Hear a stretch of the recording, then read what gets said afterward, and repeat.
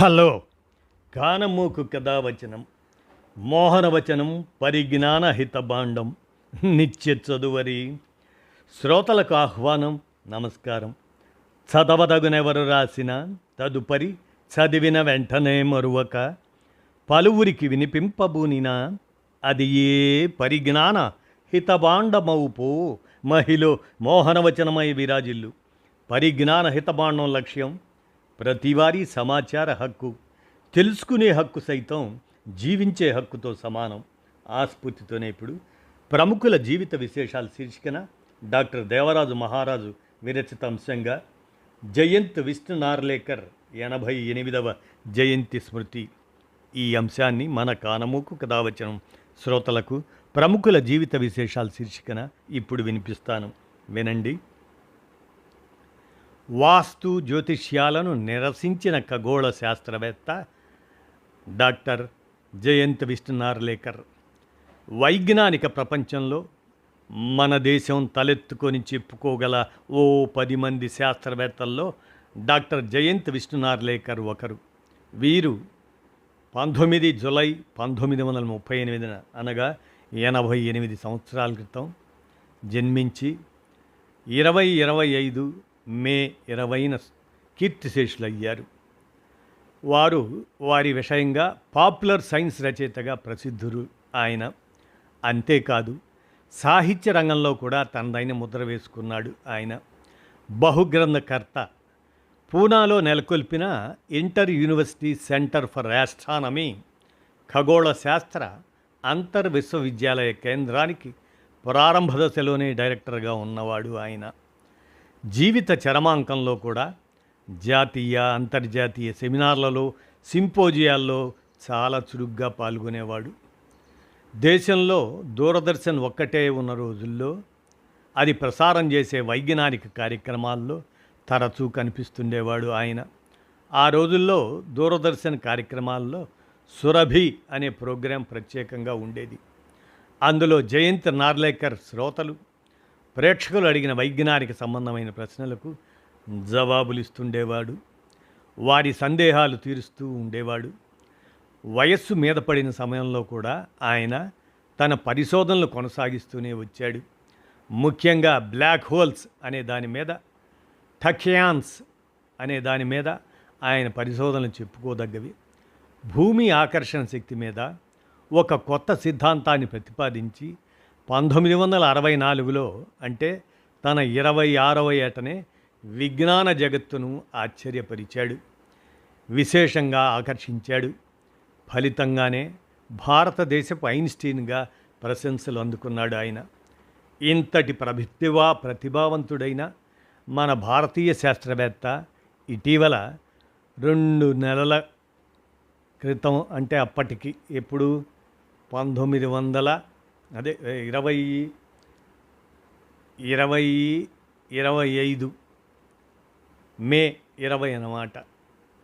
అందుకే మనం ఆయన గురించినటువంటి విశేషంగా మనం అంతటి ప్రతిభావంతుడైన ఆయన మన భారతీయ శాస్త్రవేత్త ఇటీవల కాలంలో కన్నుమూస్తే మన దేశంలో పత్రికలు మీడియా సంస్థలు తమకేమీ పట్టనట్టు మిన్నకున్నాయి. ఎంత విషాదం! అదే రాజకీయ నాయకుల తిట్ల పురాణాలు, సినిమా క్రికెట్ వార్తలు డంకా బజాయిస్తూ వెలుగులోకి తెస్తాయి. సమాజంలో వివేకం పెంచడానికి జీవితాలు ధారపోసిన వారిని పట్టించుకోవు. జయంత్ నార్లేకర్ చిన్నతనం నుండే చురుకైన విద్యార్థిగా ఉండటానికి కారణం వారిది విద్యావంతుల కుటుంబం. ఇంట్లో అందరికందరూ హేమాహేమీలు. తండ్రి విష్ణు వాసుదేవ్ నార్లేకర్ బెనారస్ హిందూ విశ్వవిద్యాలయంలో ప్రొఫెసర్. తల్లి సుమతి నార్లేకర్ సంస్కృత పండితురాలు. తల్లి సోదరుడు, అదే మేనమామ, గణాంక శాస్త్ర నిపుణుడు. ఆయన దగ్గరైతే పిల్లవాడు వృద్ధిలోకి వస్తాడని తల్లిదండ్రులు జయంత్ను వారణాసిలోని మామగారింట్లో ఉంచారు. పుట్టిందైతే మహారాష్ట్రలోని కొల్హాపూర్లో.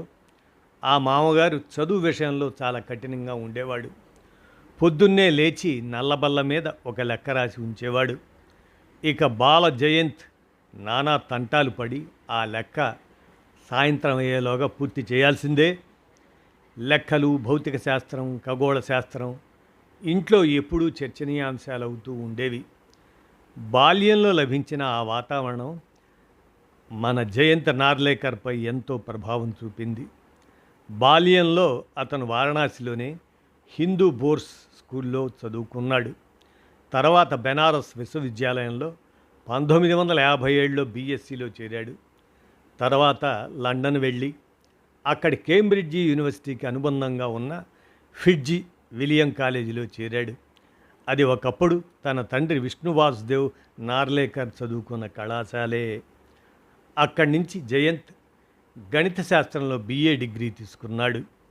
అయితే ఆయన సీనియారిటీని, సిన్సియారిటీని, ప్రతిభను గుర్తించి చదవకుండానే వారు ఈయనకు ఎంఏ డిగ్రీ ప్రదానం చేశారు. ఇలాంటి సంఘటనలు సామాన్యంగా జరగవు కదా. ఆ తర్వాత జయంత్ నార్లేకర్ ఫ్రెడ్ హోయిలీ అనే ఆయన దగ్గర పరిశోధన కోసం చేరాడు. ఆయన పర్యవేక్షణలో నార్లేకర్ పిహెచ్డి సాధించాడు. ఆ రోజుల్లోనే ఈయనకు రీసెర్చ్ గైడ్గా ఉన్న ఫ్రెడ్ హోయిలీ కేంబ్రిడ్జ్లో థియరిటికల్ ఆస్ట్రానమీ అనే సంస్థను ప్రారంభించాడు. అందులో నార్లేకర్ సీనియర్ ఫెలోగా ఉంటూ తన గైడ్ హోయిలీకి పూర్తి సహాయ సహకారాలు అందించాడు. ఏవో ఇతర కారణాల వల్ల ఫ్రెడ్ హోయిలీ ఉద్యోగానికి రాజీనామా చేసి వెళ్లాల్సిన పరిస్థితి వచ్చింది. అందువల్ల జయంత్ నార్లేకర్ కూడా ఇక్కడ కొనసాగలేక భారతదేశానికి తిరిగి వచ్చాడు. అన్ని అర్హతలు ఉన్నాయి కాబట్టి రావడంతోనే ముంబైలోని టాటా ఇన్స్టిట్యూట్ ఆఫ్ ఫండమెంటల్ రీసెర్చ్లో ప్రొఫెసర్గా చేరాడు. అక్కడ చాలా కాలం పనిచేశాడు. అక్కడ థియరిటికల్ ఆస్ట్రోఫిజిక్స్ గ్రూపును తయారు చేసుకున్నాడు. అనతి కాలంలో ప్రపంచ వైజ్ఞానికుల దృష్టిని ఆకట్టుకున్నాడు ఆయన. అందుకు కొన్ని కారణాలు ఉన్నాయి.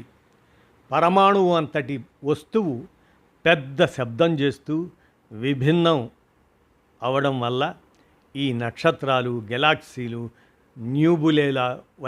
నెబ్యులాలు వంటివి ఏర్పడ్డాయని శాస్త్రజ్ఞుల నమ్మకం. కానీ అందుకు వ్యతిరేకంగా నార్లేకర్ స్టేట్ థియరీని ప్రవేశపెట్టాడు. దీని ప్రకారం పదార్థం నక్షత్రాలుగా, గెలాక్సీలుగా, ఇతర ఆకారాలుగా విశ్వమంతా సమానంగా వ్యాపించి ఉంది. ఒకవేళ గెలాక్సీల కదలికల వల్ల, తీవ్రమైన వేగం వల్ల ఎక్కడైనా ఖాళీలు ఏర్పడితే వాటిని కొత్తగా ఏర్పడ్డ పదార్థం పూరిస్తూ ఉంటుంది. స్టేట్ థియరీ దాంతోపాటు తన పరిశోధక గురువు ఫ్రెడ్ హోయిలీతో పనిచేస్తున్నప్పుడు నార్లేకర్ గురుత్వాకర్షణపై కూడా కృషి చేశాడు. చిన్న వయసులోనే తన అసమాన ప్రజ్ఞ ప్రదర్శించి వైజ్ఞానిక ప్రపంచాన్ని అబ్బురపరిచి తన స్థానం సుస్థిరపరుచుకున్నాడు. ఇక భారతదేశానికి తిరిగి వచ్చి ఇక్కడి టాటా ఇన్స్టిట్యూట్లో తన విద్యార్థులతో అనేక పరిశోధనలు చేయించాడు. బ్లాక్ హోల్స్ కంటే, వెలుతురు కణాల కంటే వేగంగా ప్రయాణించగల టకియాన్స్ వాటి మీద జరిపించిన పరిశోధనలు విలువైనవి. ఒక చెంచా వెడల్పు గల బ్లాక్ హోల్ బరువు కొన్ని టన్నులు ఉంటుంది. దాని ఉపరితలం నుంచి కనీసం వెలుగు రేఖలను కూడా అది పోనీయదు. నార్లేకర్ ప్రతిపాదించిన దాన్ని బట్టి బ్లాక్ హోల్ టకియాన్స్ని తనలో ఇముడ్చుకొని, పీల్చుకొని తన ఉపరితల వైశాల్యాన్ని తగ్గించుకోగలుగుతుంది. అందువల్ల టకియాన్స్ని వెతకటం అంటే తగ్గిపోతున్న బ్లాక్ హోల్ని వెతకడమే. ఇలా జయంత్ నార్లేకర్ నిర్వహించిన ఉన్నత పదవులు, స్వీకరించిన అత్యున్నత పురస్కారాలు ఎన్నో ఉన్నాయి. 1981లో వరల్డ్ కల్చరల్ కౌన్సిల్కు ఈయనే సంస్థాపక సభ్యుడు. 1988లో పూణేలోని inter university centre for astronomy and astrophysics, దాన్నే IUCAA అంటారు, దానికి తొలి డైరెక్టర్ అయ్యాడు ఆయన. ఆ కాలంలోనే అంతర్జాతీయ ఆస్ట్రానమికల్ యూనియన్కు అధ్యక్షుడు కూడా అయ్యాడు. బోధన, పరిశోధనలకు మాత్రమే కాకుండా ఈయనకు రచనలో కూడా ప్రమేయం ఉంది. కనుక భారత ప్రభుత్వం national council for educational research and ట్రైనింగ్కి చైర్మన్గా నియమించింది. ఆ కాలంలోనే నార్లేకర్ వాస్తుశాస్త్రం, జ్యోతిష్యాలను తీవ్రంగా దుయ్యబట్టారు. నిరూపణ లేని వాటిని శాస్త్రం, సైన్సు అని అనకూడదు అని, అలాంటివన్నీ సుడో సైన్సెస్ అని ప్రకటించాడు. భారత ప్రభుత్వం నుండి 1965లో పద్మభూషణ్, 2004లో పద్మవిభూషణ్ ఇటువంటి పౌర సన్మానాలు స్వీకరించాడు ఆయన. ఇతను చేసిన సరళ విజ్ఞాన శాస్త్ర ప్రచారాన్ని గుర్తించి యునెస్కో 1996లో కళింగ ప్రైజ్ ప్రకటించింది. ఇంకా లెక్కలేనన్ని అంతర్జాతీయ మెడల్స్, బహుమతులు స్వీకరించాడు ఈయన. ఆ లిస్టు చాలా పెద్దదనుకోండి. వైజ్ఞానిక పరిశోధనా రంగంలోనే కాకుండా జయంత్ నార్లేకర్ సాహిత్య రంగంలో కూడా విశేషమైన కృషి చేశాడు. మరాఠీ భాషలో 9, ఇంగ్లీష్లో 3, హిందీలో 1 ఇలా పలు సృజనాత్మక రచనలు కూడా ఆయన అందించాడు. అందులో చార్ నగరం తలే మాజే విశ్వ అని ఆయన మరాఠీలో రాసుకున్న ఆత్మకథకు 2014లో కేంద్ర సాహిత్య అకాడమీ అవార్డు లభించింది.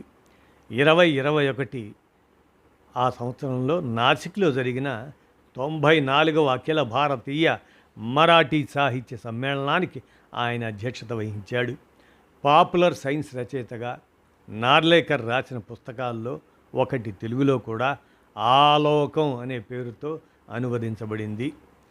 ఈయన యూనివర్స్ అనే టీవీ సీరియల్ను 1995లో దూరదర్శన్ ప్రచారం చేసింది ఆయనది. ఆ సంవత్సరమే ఇందిరాగాంధీ సైన్స్ పాపులరైజేషన్ అవార్డు స్వీకరించాడు ఆయన. మరీ ముఖ్యంగా 1986 నుండి 1990 సంవత్సరాల మధ్యకాలంలో 4 ఏళ్ల పాటు భారత ప్రధానికి సైన్స్ సలహాదారుగా కూడా ఉన్నాడు. జయంత్ నార్లేకర్ భార్య మంగళా నార్లేకర్ కూడా గణిత శాస్త్ర పరిశోధకురాలే. ఆమె కూడా ప్రొఫెసర్గా పనిచేసింది. ఈ దంపతులకు 3 కూతుళ్ళు. వారంతా ఉన్నత విద్యావంతులు. పెద్దమ్మాయి గీత కాలిఫోర్నియా యూనివర్సిటీలో బయోమెడికల్ రీసెర్చ్ చేసింది. తర్వాత వాళ్ళు గిరిజ, లీలావతి వాళ్ళు కంప్యూటర్ సైన్స్ రంగాన్ని ఎంచుకున్నారు. భార్య మంగళ జయంత్ నార్లేకర్ కన్నా 2 ఏళ్ల ముందే చనిపోయారు. ఇక జయంత్ నార్లేకర్ 86 ఏళ్ల వయసులో వృద్ధాప్య సమస్యలతో బాధపడుతూ 2025 మే 20న మహారాష్ట్ర పూణేలో తన సొంత ఇంట్లో నిద్రలోనే ప్రశాంతంగా కన్నుమూశారు. ఎన్ని గౌరవాలు లభించినా ఆయన తన కృషిని చివరి క్షణం వరకు ఆపలేదు. నిత్య శోధకుడిలా, నూతన విద్యార్థిలా కొత్త పథకాలతో కొత్త దిశలు వెతుకుతూనే వచ్చాడు ఆయన మృదుభాషి, వినయ సంపన్నుడు, స్నేహశీలి. జయంత్ నార్లేకర్ వ్యక్తిత్వం అది. వైజ్ఞానిక సాహిత్య కృషి నేటి తరానికి ఆయన స్ఫూర్తి, ఆదర్శప్రాయం కావాలి. శాస్త్రవేత్తల పరిశోధనలన్నీ, వాటి ఫలితాలన్నీ సమాజానికి లభిస్తున్నందువలనే సమాజం త్వరితగతిన ప్రగతి పదాన పయనిస్తుంది. అలాంటప్పుడు వారిని ఆయా రంగాలకు మాత్రమే పరిమితం చేయకుండా తెర వెనుక ఉండి కృషి చేస్తున్న సంఘ సంస్కర్తలుగా గుర్తుంచుకోవాలి. వివేకవంతమైన సమాజం ఎప్పుడూ సమాజ నిర్మాణంలో భాగస్వాములయ్యే వారిని అందరినీ గుర్తించుకుంటూ ఉండాలి, గౌరవించుకుంటూ ఉండాలి తప్పనిసరిగా. అప్పుడే అది ఆరోగ్యకరమైన సమాజం అవుతుంది అంటూ జయంత్ నార్లేకర్ జూలై